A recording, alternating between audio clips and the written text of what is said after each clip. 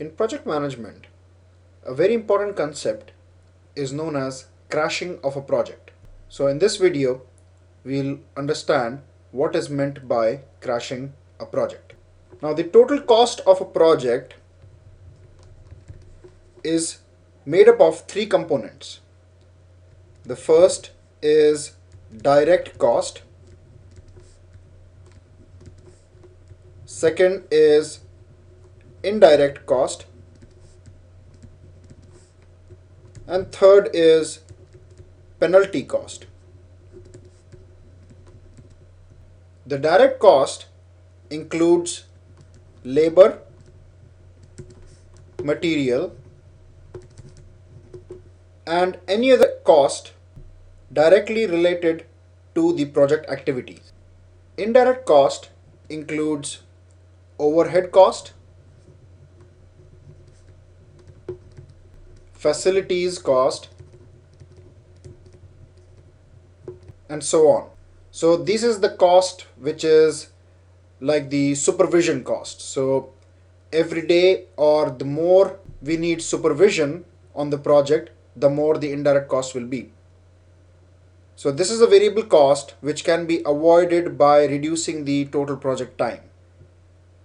So the shorter the project, the lower the indirect cost will be. Penalty cost is the cost that the project incurs if it extends beyond some specific date, whereas a bonus may be provided for early completion. So the penalty cost is mostly because of delays. Now let's say that you are the CEO of a company and your company has found out that your rival company is launching a new product on 1st of Jan. So the rival company product launch date is, let's say, Jan 1st. Now you would like to launch your product before that date, and as per your analysis, the additional profit your company will make per day the launch is before your competitors launch is rupees 50,000. So you're saying that profit per day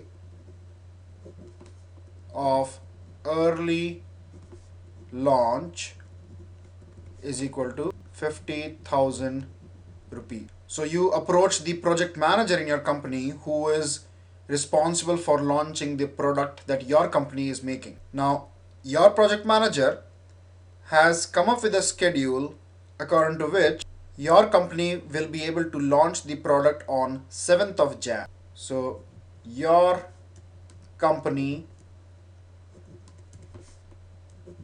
product launch date is Jan 7th.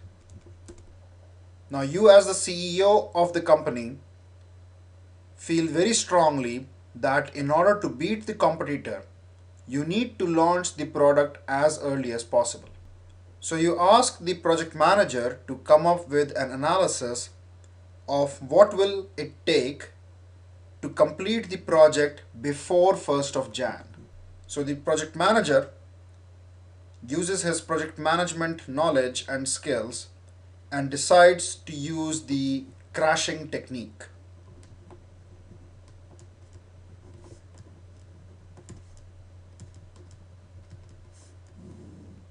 So crashing is a schedule compression technique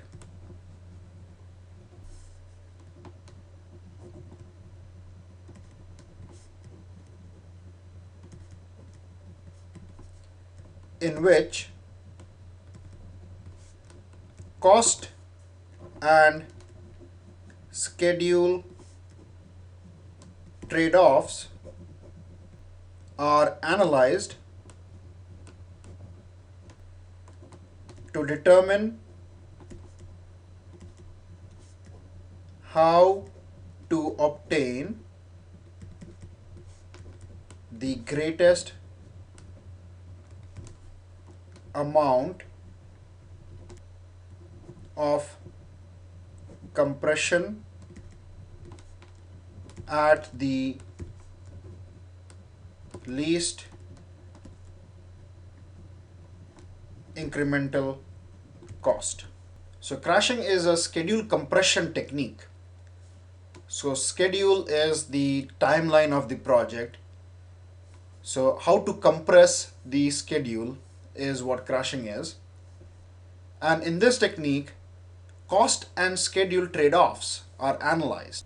So there is a cost and schedule trade-off in every project, and we'll understand this trade-off in more detail in this video later on.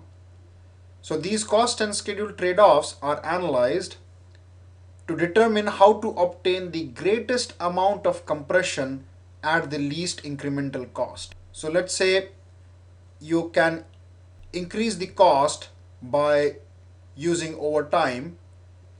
So at certain point you can reduce the schedule. However, if you try to reduce it further, you may realize that the cost is further increasing, and that incremental cost at a certain point will increase more than the benefit that you'll gain by reducing the schedule.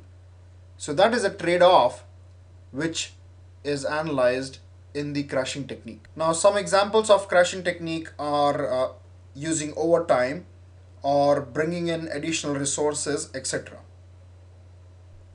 Now crashing only works for activities where additional resources will shorten the duration.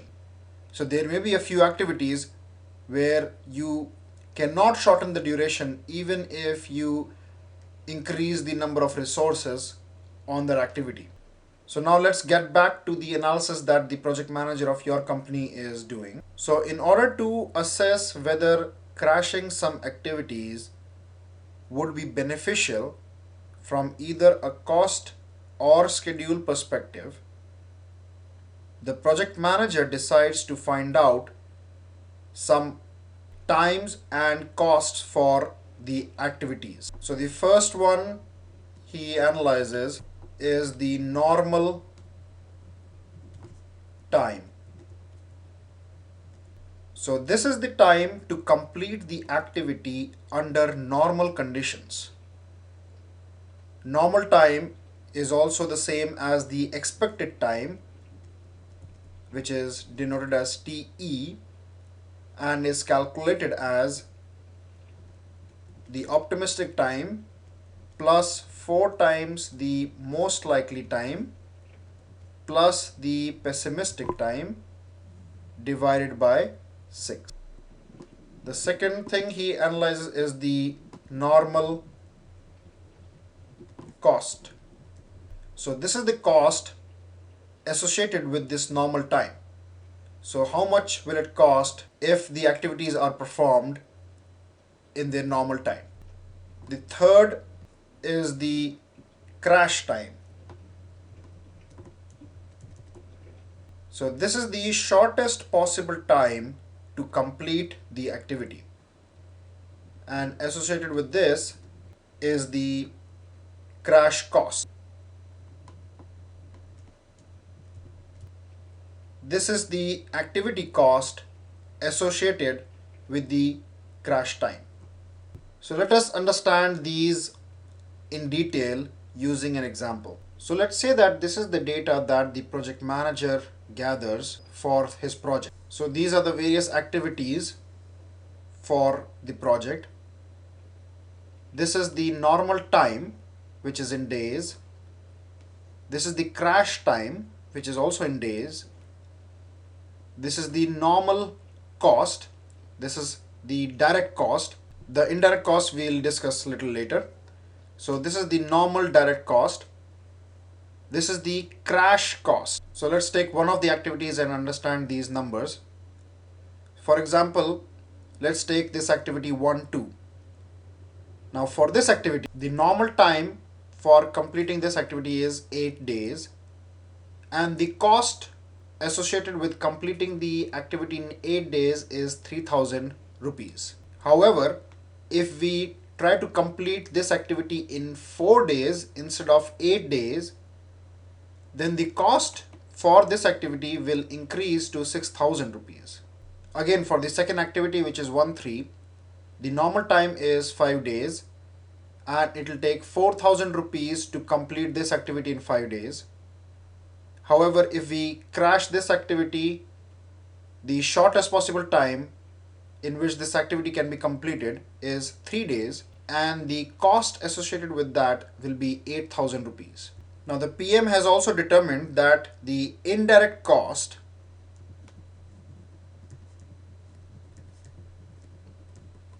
for the project is equal to rupees 2,000 per day.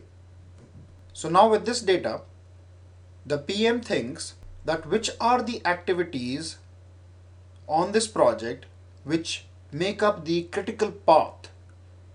Now the critical path is the path which is the longest duration of the project, and the activity durations of the critical activities on the critical path determine the length of the project.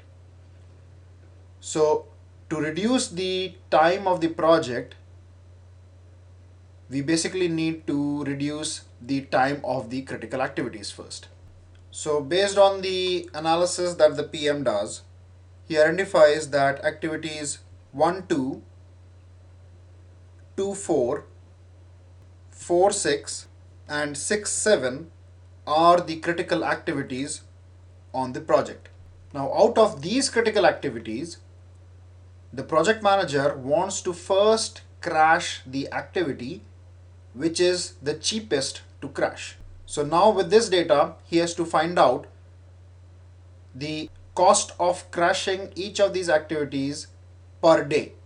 And for that, he uses the concept of cost analysis. So let's understand this concept. So the cost analysis is based on the assumption that direct costs increase linearly as the activity time is reduced from its normal time. What this means is that for every day the activity time is reduced, the direct costs increase by a proportional amount. For example, let's take the activity 2-4.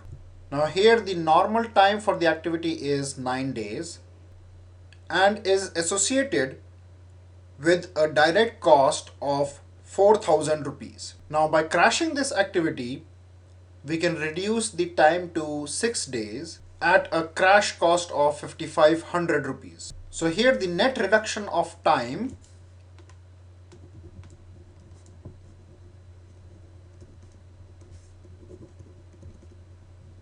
is equal to 9 minus 6, which is equal to 3 days.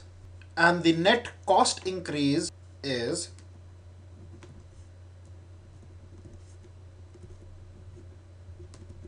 5,500 minus 4,000, which is equal to 1,500 rupees. So here, with a reduction of 3 days, the net cost increase is 1,500 rupees. So the assumption is that crashing the activity 2-4 costs rupees 1,500 divided by 3, which is equal to 500 rupees per day. So in other words, if instead of reducing this activity by 3 days, it is decided to reduce this activity only by 2 days, then the net reduction in time will be from 9 to 7 days, so which will be equal to 2 days, and the net increase in cost will be 4,000, which is the normal cost, plus 500 each for days. So for first day it will be 500, and for second day again it will be 500, which will be equal to 5,000 rupees. Now let's look at a graphical representation of this concept. So let's say we have direct cost on the y-axis and time on the x-axis. And let's put this scale here. So this is 6, 7, 8, 9 and 10. This is in terms of days, and direct cost is in terms of rupees. So let's say this is 4,000 and this is 5,500. So the cost of the activity 2-4 is 4,000 rupees if it is done in 9 days, and if it is done in 6 days it is 5,500 rupees. And this graph is linear. So this represents the normal cost. This represents the crash cost. This thing here, 6 days, represents the crash time, and 9 represents the normal time. So with this concept of linearity, basically if the activity is to be done in 7 days, then the cost will be the cost at this point, which will be 5,000. Similarly, if it is to be done in 8 days, the cost will be 4,500 rupees. So here the formula for any activity, the cost to crash per day is the crash cost minus the normal cost divided by the normal time minus the crash time. So in this case we had crash cost as 5,500 minus the normal cost, which is 4,000, divided by the normal time, which is 9 days, minus the crash time, which is 6 days. So we got 1,500 divided by 3, which is equal to 500 rupees. So based on this concept, now the project manager determines the cost to expedite the critical activities per day and starts crashing the activities as much as possible. So while crashing the activities, the PM gets this data. So the original duration of the project was 30 days. The direct cost is 45,200. The indirect cost is 60,000. Now, how did this come? This is basically because on a daily basis, the indirect cost was 2,000 rupees. So 2,000 multiplied by 30, which is 60,000 rupees, is the indirect cost. We didn't crash anything, so the crash cost is 0. And the addition of the direct cost and the indirect cost is the total cost of the project, which was 105,200. Now if the project duration is reduced to 29 days, the direct cost remains the same. The indirect cost reduces by 2,000 because now it is 29 multiplied by 2,000. So it comes to 58,000 rupees. The crash cost is 500 rupees. And the total cost now comes to 103,700. Similarly, it goes on for all the other days as we keep on crashing the activities. Now let's look at the trend. So the indirect cost is reducing by 2,000 every day. The crash cost keeps on increasing. And this is obvious because first we'll crash the activity which is the cheapest to crash, and then we move on to the ones which are costly to crash. Now let's analyze the total cost. So the total cost is reducing here.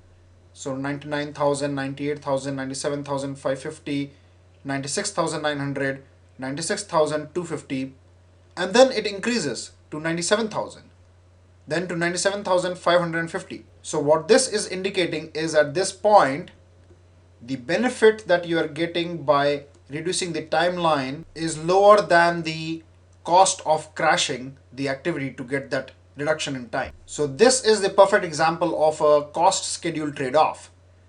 So you are reducing the total cost while you are reducing the total schedule of the project. However, at a point, if you further try to reduce the schedule, the cost has started to increase. So in this project, by expediting the project such that it completes in 21 days, the cost is the lowest, which is 96,250 rupees. However, the CEO of the company had analyzed that per day reduction in the duration will help them increase their profits by 50,000 rupees. So let's analyze what is the increase in cost if we reduce the time from 21 days to 19 and a half days. So increase in cost is 97,550 minus 96,250. So this is 1,300 rupees. So the increase in cost is 1,300 rupees due to crashing the activities. However, by reducing the time from 21 days to 19 days, 19 and a half days, we are going to gain a profit of 50,000 plus say 25,000 for the half day here, which will be equal to 75,000 rupees. So definitely this is much higher than the cost, which is 1,300 rupees. So the CEO will decide to reduce the project duration to 19 and a half days. I'm hoping that this example has given you a good understanding of the cost schedule trade-off that needs to happen during the crashing of a project. And while we work out the crashing examples in detail, these concepts will get clearer.